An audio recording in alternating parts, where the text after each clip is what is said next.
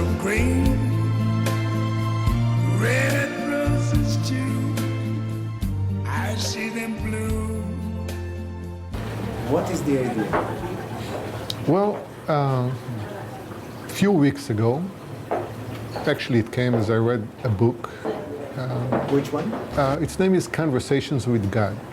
And he has this phrase over there. It says, you could actually stop all war tomorrow if you choose to. All it takes is for all of you to agree. Now, of course, when I read this phrase the first time, I thought, wow, I agree, of course, but there's some 5 billion other folks out there, what would they do?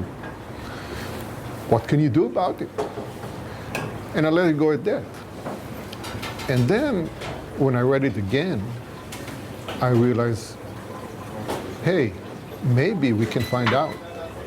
We can actually do that today with all the information we have and all the internet and the media.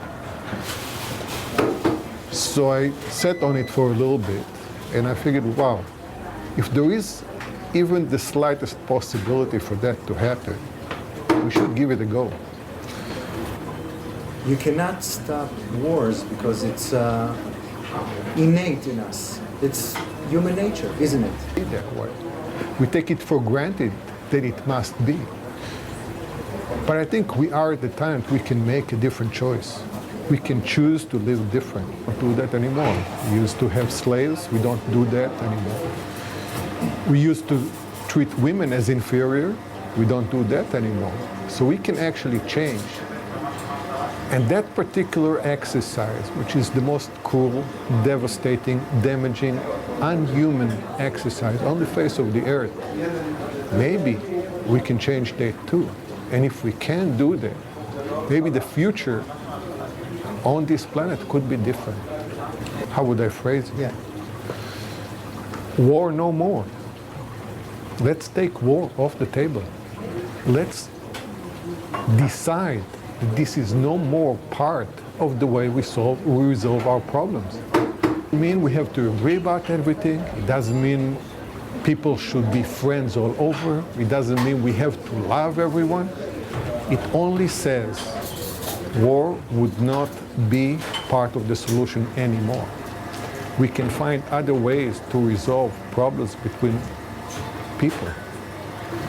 I think this choice has to be made by us, by the people who live here on the earth, to change the way we live.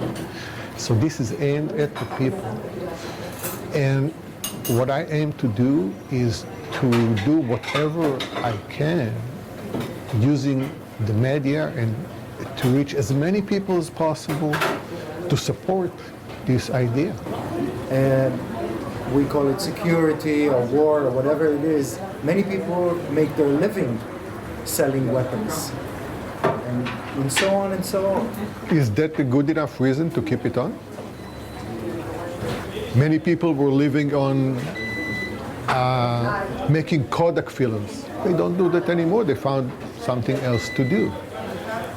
There were people living on making steam engines.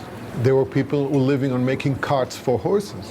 When they went out of business, they found something else to do. The fact that people are making a living out of building destruction machines doesn't mean that that's what we have to keep I doing. see skies of blue and clouds of white. The bright, blessed day, the dark, sacred night. And I think to myself, what a wonderful